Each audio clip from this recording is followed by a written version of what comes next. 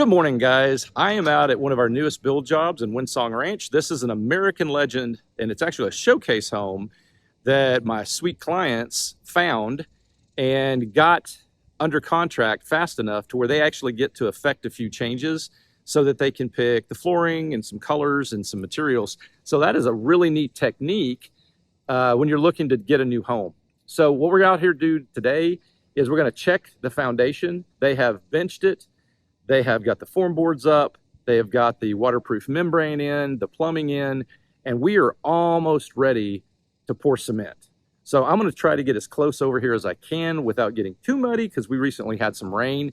We did see some washouts, and I'm going to show you what that looks like so that if you guys are out building a home and you don't have a realtor to help you do stuff, you can kind of identify some of the things to watch for, because rain is the enemy when you're at this stage. All right, let's go take a look at it. All right, guys, let's see how muddy it is. It's not too bad. It's not too, oh, it is too. I just sank. I think I sank up to my knees. All right, guys, so let me show you what's going on over here. These boards right here are form boards, and they are the support like this, the vertical support. So when the concrete's poured in, concrete's really heavy. I don't know if you've worked with concrete before, but concrete exerts a lot of force, just like the water in a swimming pool, pushing against these support structures. And that's what makes the vertical side of the concrete on your foundation. And what you've got to watch out for is this stuff. That right there is a blowout. See how this is nice and solid? The dirt is created a boundary. The board can push against the dirt. The board's also got structures to support it. The concrete will stay in. But because of the heavy rains, the rain needed a way to get out, and it just probably blew all this out when the water ran out. And you can see it looks like a creek bed. See, it goes all the way out there. So water will find a way to get out of the house. And in this case, they're going to have to come back. They're going to have to put the dirt all in here, pack it all back down so it looks like this. And they've got a couple of locations they've got to do this in. And then once they get this back in, they're going to be good to go. Now, just a couple of quick tips. Let me point out a couple of things. Oh, by the way, let me see if I can zoom. There's your brick. Isn't that cool? That's awesome. All right. So what you've got here is, can you see these deep channels? So in here, the deepest part of that is the beam of the foundation, and those can be as much as 36 inches deep. It all depends on your soil analysis and what the engineer has determined to do for this foundation. Mostly engineers will design a foundation per floor plan, per site plan, per soil analysis. Okay, now these cables right here are steel cables, and they're wrapped in that red polymer.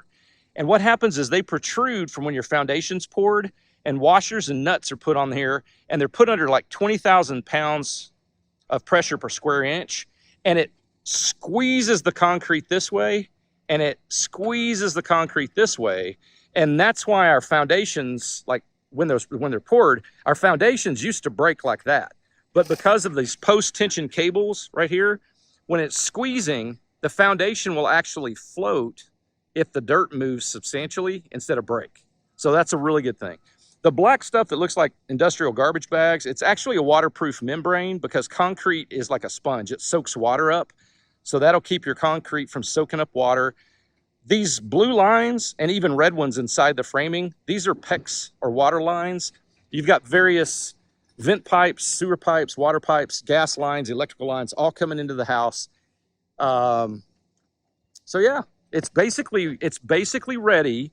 Once they repair this kind of damage right here, it's really ready to go. They're going to adjust. See how that's crushed? These little black supports right here, that holds the post-tension cables in the right spot. All right, I'm going to try to talk to you and get out of here without sinking to my knee in mud again. There's going to be a crew that's going to come in here, and they are going to look everywhere they've had a blowout on the soil along with the form boards. They'll repair all that. They'll get that really packed down nice and tight where it can support the horizontal weight pushing from the wet cement, so that the foundation stays nice and true. They will get all of the post-tension cables, little support black plastic supporting brackets. They'll get those all fixed and cleaned up. There'll be some rebar they put down. When you use post-tension cable, depending on who is building your foundation, I made it out of the mud. That's awesome. Whoever's doing your foundation, they will use varying amounts of rebar. Normally in our area, we're going to see more rebar in flat work, driveways, sidewalks, porches. The post-tension cable does not really replace rebar, but it works similar to how rebar works. There is still a role for rebar in that foundation, but they just use it at a minimum level in comparison to how they used to build them 20 years ago. So before we started filming, I've already walked around and looked at it. Overall, from my perspective, we don't have a lot of work. We got about a day's worth of cleanup for the crew, and then the city will have to probably come back out and re-tag it since they suffered a little damage. I don't know that for a fact. They may have already been green tagged to pour, maybe not. Your construction manager, of course, is going to know that. And once they get the green tag from the city, the pre-pour inspection occurs. Once they get that, then they'll schedule the cement trucks and they'll get the guys out here. And I'll tell you, I think one of the hardest working crews in new construction are the guys that pull cement. Those guys with the rakes pulling wet cement. That is a beating to do in July and August in Texas. Roofing is pretty tough too. I'm not sure. I think roofing's more dangerous, but I think pulling wet cement's probably harder.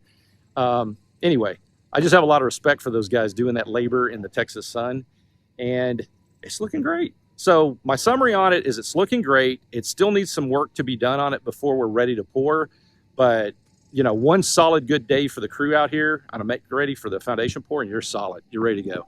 So other than that, I hope God keeps and blesses you, causes his face to shine upon you. Until I see you next time.